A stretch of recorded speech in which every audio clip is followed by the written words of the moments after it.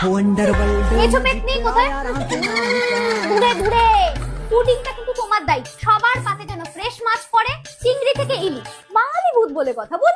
আগের বারের মতো ওই পচা পুকুরের পচা মাছ দিও না, পার্টি ক্যান্সেল করতে হয়েছিল, মনে আছে কি? বাকি থাকলো সাউন্ডের। হ্যাঁ নিশি, তোমাকে দেখছি পুরো মিউজিক্যাল ডিপার্টমেন্ট। ভালো ভালো গান যেন আমাদের এই ইভেন্টে চলে। আর হ্যাঁ, নেহা কাক্কারের যদি কোনো গান চলেছে না, একেবারে ভূতে পাড়া দিয়ে দেবো।